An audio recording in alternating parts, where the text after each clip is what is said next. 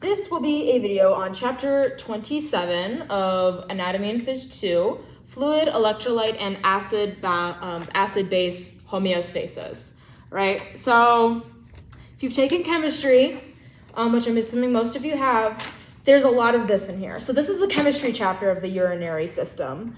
And before we get into it, we're going to go over and review a couple key terms that are going to be coming up consistently throughout this chapter. Okay, so let's start with fluid types. So I'm talking about your intracellular, extracellular, interstitial, and everything in between, okay? Intracellular, okay? Not interstitial, okay? Intracellular means in the cell, in cells. Intracellular, in cells. Extracellular, outside of cells. Extroverted, introverted. Intracellular, they're staying inside the cells, they're too introverted. Extracellular, they're outside of the cells. Interstitial is a type of extracellular fluid because interstitial is the liquid between the cells, okay? So that's what's keeping them nice and moist, nice and wet, because you don't want dry cells, all right? Nobody wants a dry cell.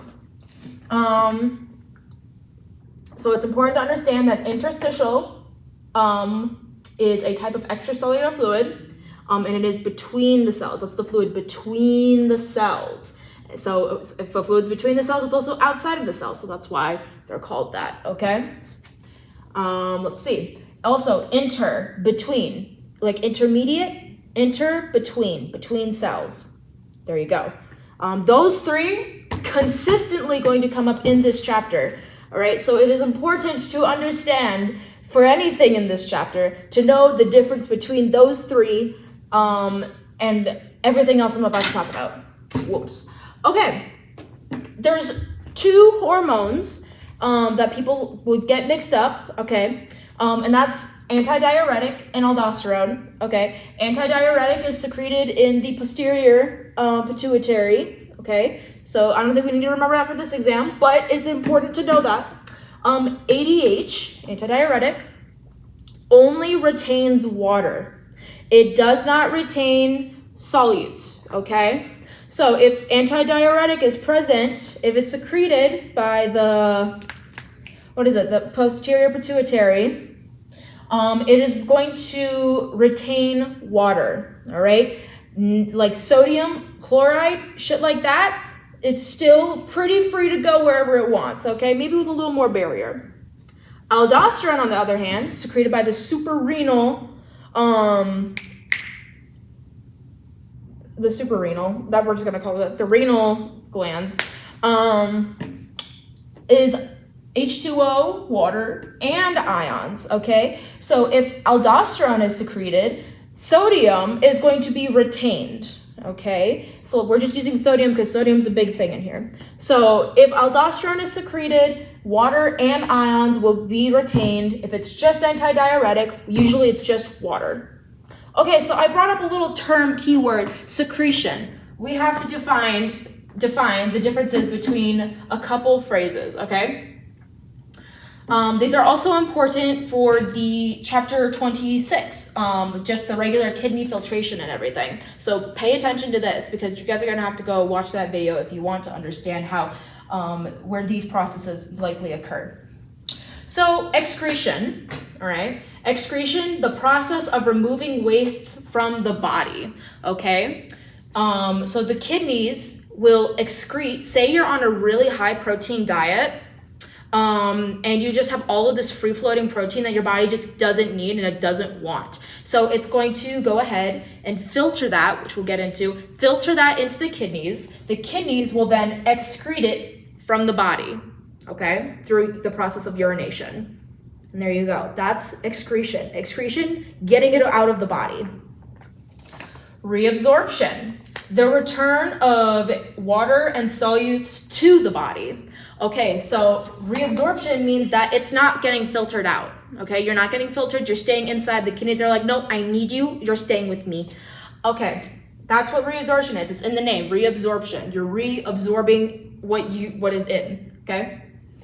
Filtration. Filtering liquid through a membrane leads to excretion, all right? That's not always the case, all right? It doesn't always have to lead to excretion, but if you're filtering something out, usually that waste product is going to be excreted out of the body, okay? And all of the things that you left behind from the filtering process that you actually need, it's just gonna be reabsorbed, okay? And then finally, secretion. This is where people get messed up. So excretion, secretion. Secretion is the transfer of like solutes and liquid from the blood to the kidneys, okay? So it's being secreted into the kidneys via the blood, okay? These are highly vascularized organs. So it is important to understand that secretion does occur from the blood via, osmosis, filtration, diffusion, everything that makes the body run. Diffusion, osmosis, all of that. Secretion. Hyper. Increase, all right? So like a hypertonic solution, lots of solutes. Hyperventilation, lots of breathing. Hyper, a lot. Hypo, not as much, okay? Hypotonic, not as many solutes. Hypoventilation, you're breathing not that well. Not a lot of breathing, okay? Okay, now that is out of the way, keep those in your mind when we start talking about, everything, okay? All right, so coming back to the bodily fluids, the distribution is very important to understand where these processes might or might not occur, okay? 2/3 of bodily fluids is intracellular fluid. Most of the fluid in your body is in your cells, okay? Because your cells need to be bathed in a constant fucking mixture and soup of solutes and like molecules, nutrition. They need to be fed. They're hungry. So it needs a lot of fluid in it, right? Because you also have to keep your organelles up in your cell, right? And you can't have that if you have a dry cell. 1/3 is extracellular. That means it's outside of the cell. 80% of extracellular fluid is interstitial. So 80% of all that extracellular fluid, that 1/3, is made of interstitial fluid, the fluid between cells, right? Right. So what's the other 20%? Blood plasma. Blood plasma is outside of cells by technicality, and it's, located in the blood, right? Right. But there's also other pools of extracellular fluid, right? You have like cerebrospinal fluid, synovial fluid, fluids of the eyes, the ears, the fucking stomach, the kidneys, the lymph, all of that extra fluid is all extracellular, okay? So if you get a question stating like, oh, which one of these options is extracellular? If it says it's in the cell, that's not it. It has to be outside the cell. All right, cool. Long word incoming. Compartmentalization of fluids. All right, that's a long word, so we're going to talk about it. The selectively permeable membranes of cells separate bodily fluids into distinct compartments because they all have different things in them that keep the cell alive. So you don't want a super salty extracellular mixture inside your cell when your cell doesn't want that. You think your organelles want that? No, they don't want that. Okay. Plasma membranes of individual cells separate intracellular from the interstitial, okay? So the interstitial, right, your cells don't want that interstitial fluid. They want a really nice soup inside of them, right? So they're going to be very, very picky about what they let through their membranes. And that would be the intracellular fluid in which they will keep inside of them, okay? And we're gonna get into the kind of soup mixture that is the intracellular fluids soon enough. Okay, blood vessel walls divide interstitial fluid from blood plasma. Yeah, no shit, right? Your blood plasma is not supposed to be leaking out into the surrounding extracellular fluid, right? We can't have that. All right. Fluid balance, all right? So you have to balance all your fluids. This is usually defined as the various body compartments contain the required amount of water proportioned to their needs. Because if you have too much, you might die. If you have too little, you might die. So we have to find a good little sweet medium. All right. Fluids are in constant motion. They never stop running, because if you stopped running, we're gonna die, right? From one compartment to another, but volume of the fluid in each compartment remains stable. So even though they're all moving, it's still a stable environment. And it is important to understand that if you have more in one compartment, or B, one that's lesser, has less bodily fluids in that compartment, you might risk of dying, all right? So we can't have that. Okay. You can talk. Okay. Maintenance of fluid balance. Okay. The primary transport used for fluids is what? Osmosis. That's right. And as you know, osmosis does what osmosis does. And it's gonna, move water out of these compartments, along with solutes and all that fancy shit that you just ate. And concentrations of solutes, aka electrolytes, in the fluids are therefore a determinant of fluid balance. And here's a little equation for you. Fluid balance is equal to water balance plus electrolyte balance, because electrolytes can determine if you retain water or you don't. If you have really salty shit in you, right, you're gonna retain water weight, all right? That key term that all of us raised on, water weight, all right?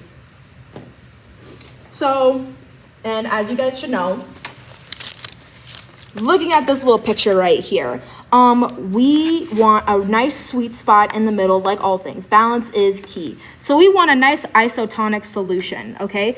Iso-symmetric, okay? They're both equal enough, all right? And, your red blood cells stay the same because they're equal, right? If you have a hypotonic solution, oh no, you're gonna blow up, all right? That's too much water for the cell to be in. It can't have that, all right? Too much water equals hemolysis, all right? That's what that is. But then you can't have too many solutes, or oh no, you shrink yet again. There's too many solutes in here. The salt is crimping up on your red blood cells. They like a really nice stable environment, and that is not a stable environment, okay? So hypotonic, hemolysis, hypertonic, crenation. Easy.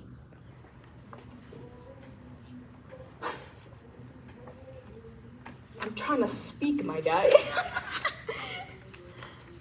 Moving on. Regulation of water gain, okay? So in general, the fluid intake is equal to the fluid loss, okay? So if you're drinking a lot of fluid, you're gonna have to get out all of that fluid, because if you were to keep all that fluid in you, probably not the best idea. You could end up dying. Oh my God. Okay, so another chart. There's a lot of charts in here, so make sure you have this paper on you. So one thing that was pointed out is this metabolic water, and that is water that goes through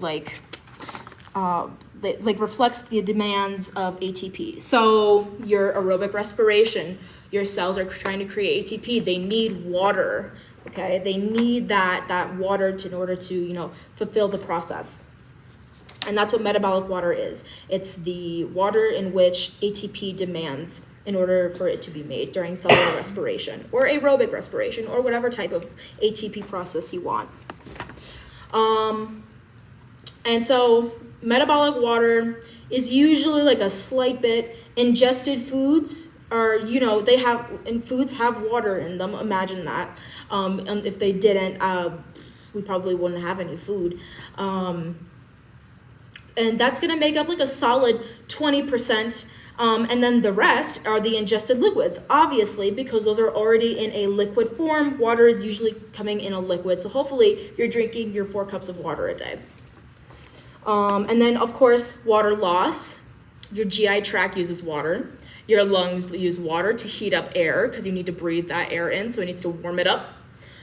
The skin via sweating, and the kidneys for urination, because you're excreting the urine, you're sweating, all right? It's hot. Your lungs are using up all the water to breathe. And your GI tract is using water to help make it nice and slippery so food can pass through, right? Easy, easy, easy. See, look, you guys are already doing great. The primary way to regulate regulate the water balance is by adjusting your water intake. So if you're dehydrated, drink water. Look at that, easy. But if water has been lost and you don't drink anymore, so your losses outweigh your intake, dehydration occurs. Dehydration results in an increase in the thirst sensation.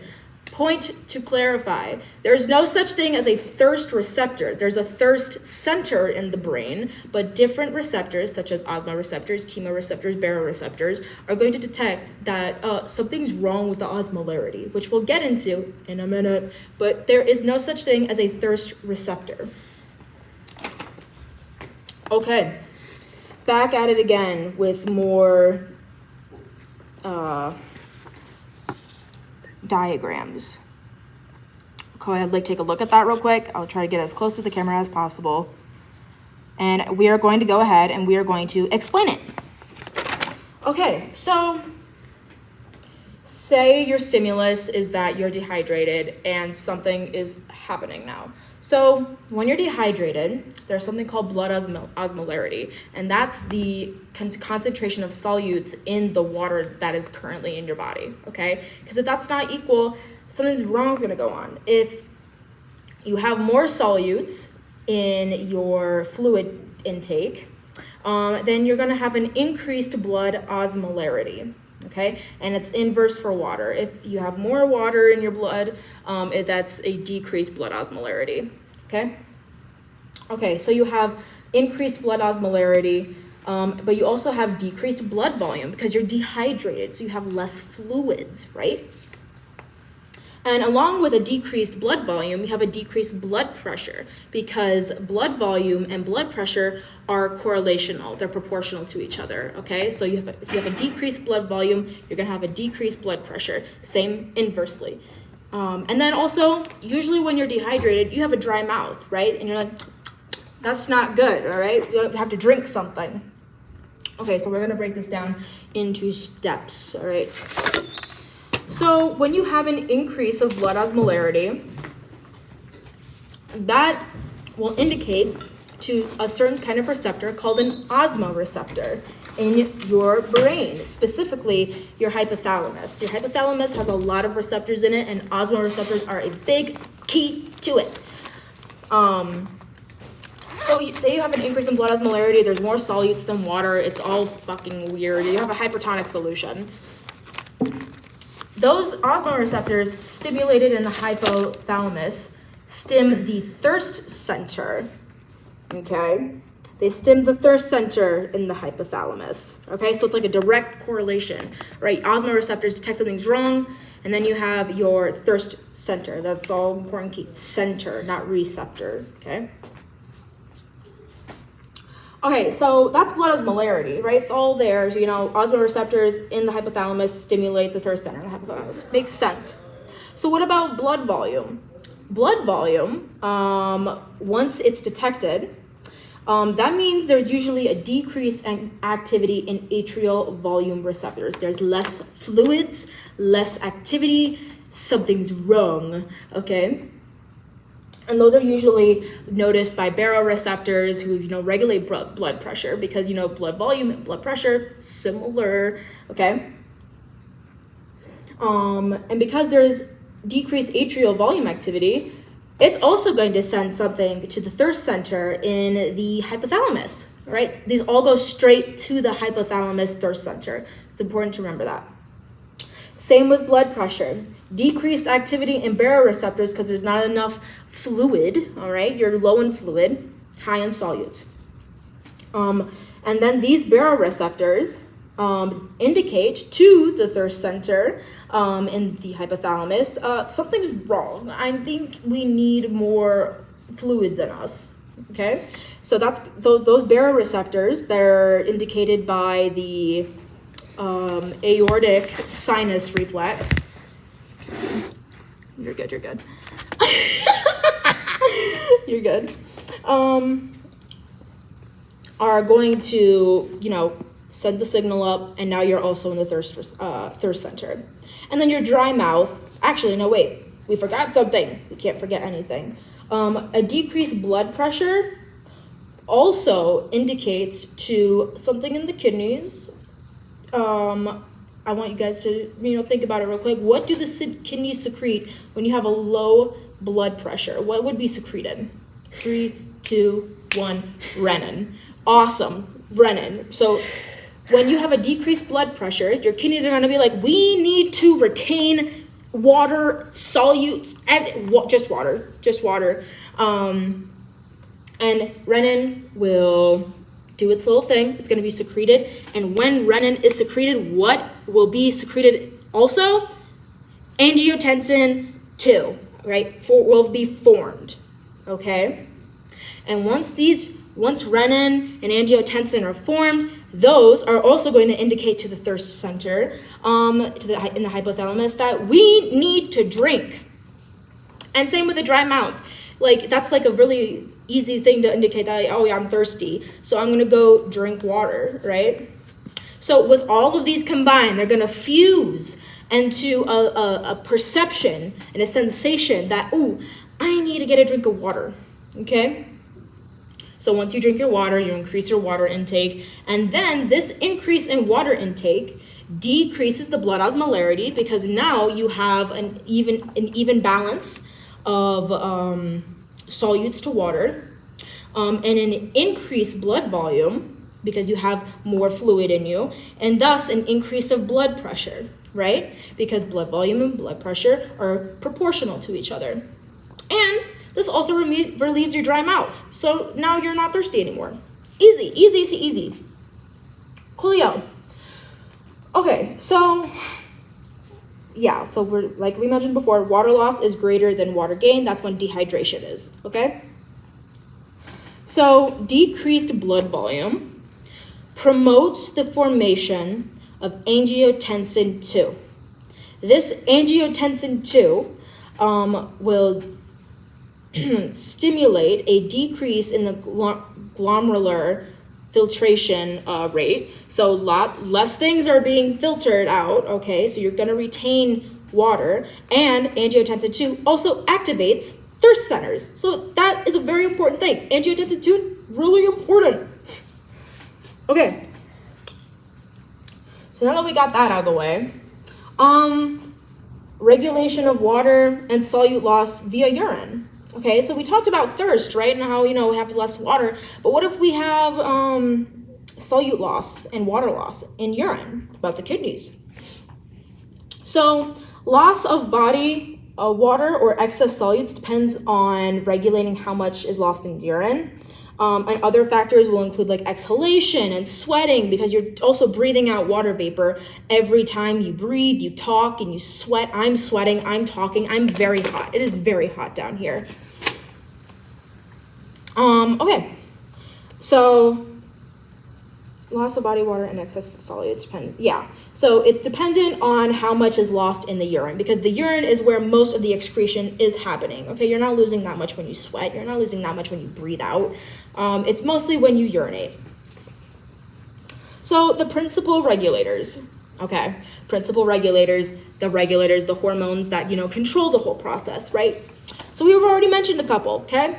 Angiotensin 2 reduces the filtration rate for the glomerulus, and promotes the retention of fluids, right? So you're keeping in water, okay? Aldosterone, we didn't cover this as much, but it's important to remember, aldosterone is the stuff that helps reabsorption of water and ions, specifically sodium and chloride. Yeah. Salts, right? Ions, salts, electrolytes, okay? Aldosterone, water, salts.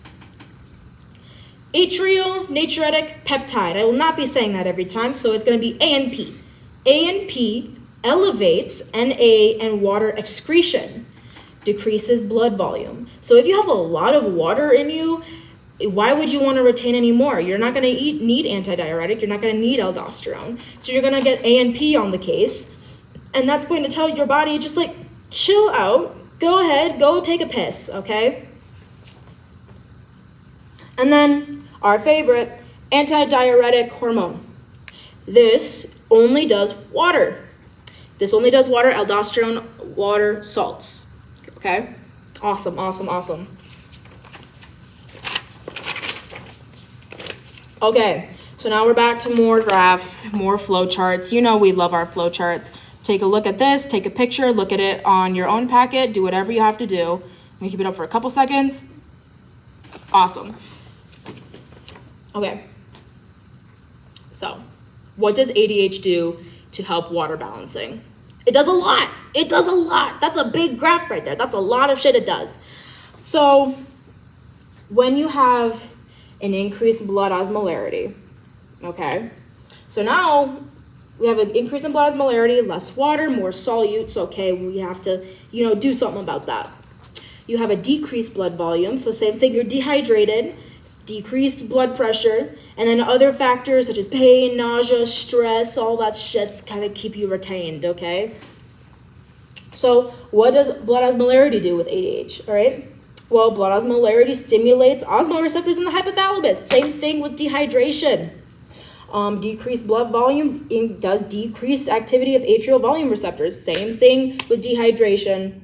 And then, of course, blood pressure, decreased activity of baroreceptors and blood vessels. The only difference between that and that is that the fact that renin is not really produced in this cycle, okay? This is an ADH cycle. And then, there are other factors, pain, nausea, stress, stuff like that. That's going to make you, sympathetic, nervous. You're all nervous. You don't want to pee when you're nervous, right? All right. So all of these factors, same with dehydration, increase the synthesis of ADH in neurosecretory cells of the hypothalamus, because ADH is made in the posterior pituitary, right? So synthesis of ADH will occur when all of these are, started. Oh, Jesus. And then what's it going to do? It's going to release itself from the gland. And then that ADH is going to find itself going to the late distal tubules and the collecting ducts. So after the loop of Henle and all of that, it's going to go into the collecting duct of a nephron. And it's going to make it more permeable. So those podocytes, how they stretch, right? So they're just coming more and more loose, all right? And that's going to make it more permeable, which will increase water reabsorption. ADH, only water. So you're going to retain water. Perfect. You guys are doing great. So because of this water reabsorption, will in turn decrease blood osmolarity, because now it's balanced, increases blood volume, and thus blood pressure. Look, you guys just did it. Awesome, awesome, awesome. They only get easier from here. So let's take a look at aldosterone. This is aldosterone, this dark one right here. This is ANP right here, which we will talk about in a couple seconds. Take a picture. Epic. Cool. Okay, so aldosterone. What would stimulate that to start, right? Weep. Okay. What would stimulate aldosterone to start? Decrease blood pressure, right? And what does aldosterone do? It does ions, that's right. So you have say you have a sodium deficiency in plasma, all right? You can't have that because you have to have some form of saltiness in your plasma, okay? So you have decreased blood pressure, decreased blood volume, you're very acidic. You're more acidic than normal, right? That will then increase the release of renin. Renin is our favorite little thing that will then start the increasing aldosterone levels. Okay, so it goes renin, aldosterone. Okay?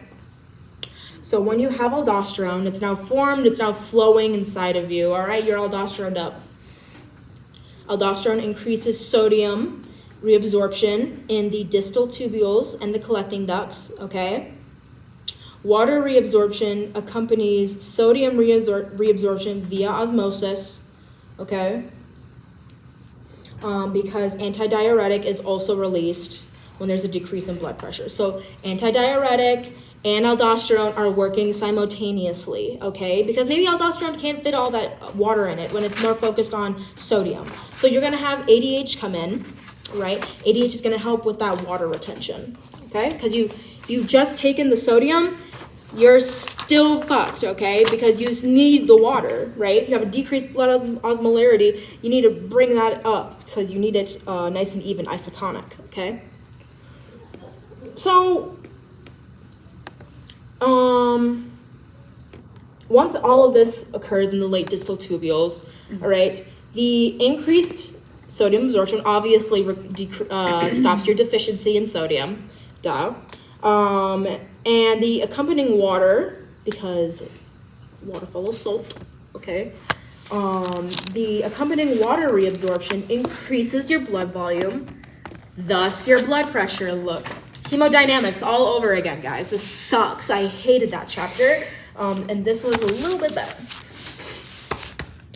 Okay, so that's aldosterone, that's ADH. Those are the harder ones. A and P, way easier. And we love A and P.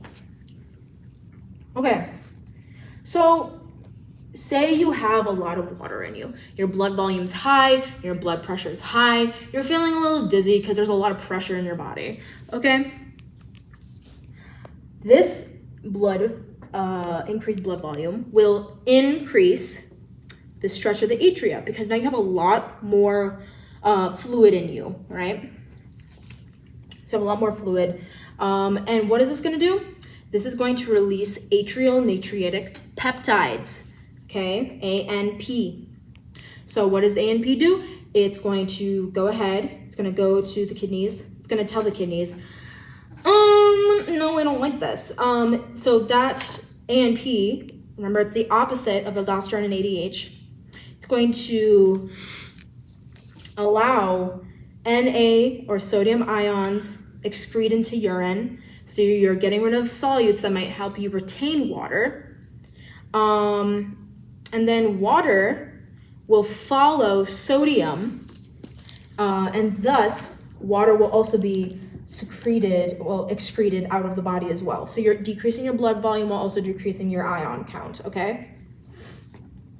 And this is all due to osmosis.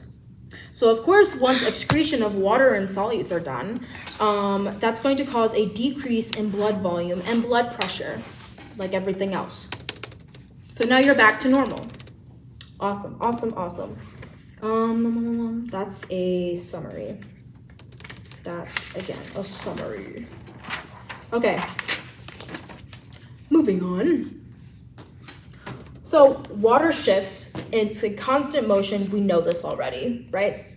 So, and of course, between the body compartments. So intracellular and interstitial fluids normally have the same osmotic pressure cells. They neither shrink nor swell. This is why we need equal amounts of water throughout the entire body.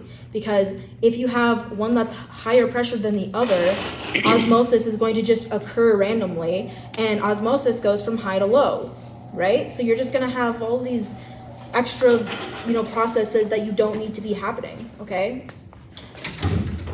And again, an increase in osmotic pressure of interstitial fluid draws water out of the cells, and then this participates in the rehydration scheme, right? So like we said, if you have one compartment that has more water in it and one that's a little more dry, that water is going to go and help rehydrate that compartment that needs that water, right? Because everything has to be equal. But that's an increase. What about a decrease? A decrease in osmotic pressure causes cells to swell. Hemolysis, all right? We don't want them popping on us. And these changes are often linked to sodium balance, right? Because sodium, salts, help retain water because water likes to follow salts. So what happens if cells swell? Well, a decrease in osmotic pressure inhibits the secretion of ADH. Okay, so if you have a decrease in your osmotic pressure, why do you need to retain more water? Right? ADH is not going to be signaled. ADH wants to keep that water, right? But what will be secreted? ANP will be secreted. ANP will be secreted because it wants to get all that water out. You have too much water in you. So excess water is excreted in urine, duh. And then osmotic pressure will be returned to normal. But what if it doesn't happen like that? What if ANP your atria is just like, oh, screw it, we're fine. Well, a little something called water intoxication occurs. Basically, if a person consumes more water than their body is able to filter and excrete from themselves by the kidneys, then they will die because there's too much pressure in the body at the moment. There's too much water. You're just flowing everywhere. It's not gonna work. So what happens with water poisoning, water intoxication? Well, excessive blood loss because you have too much, right? Shit's blowing up inside of you because your cells are just blowing up, all right? Your vessels are blowing up. There's too much volume, okay? Too much pressure, too much volume. That's not a good sign. And also, the occasional sweating, vomiting, diarrhea, because you have to get rid of that water. Your body is literally trying to save you by, shitting it all out, because you decided you were going to drink too much water to get, whatever. I'm not saying that. Yeah, so take a picture of this or look over it in your own little thing. I don't like how they have them. Cool. All right, so that's basically it for the bodily fluids and like the hormones. Now we're gonna get into chemistry. Oh my god! So actually, let's see. We're gonna go ahead. We're gonna make a part 2 of this video. So come back at part 2 because this acid base is a little hard to understand if you don't get acid bases.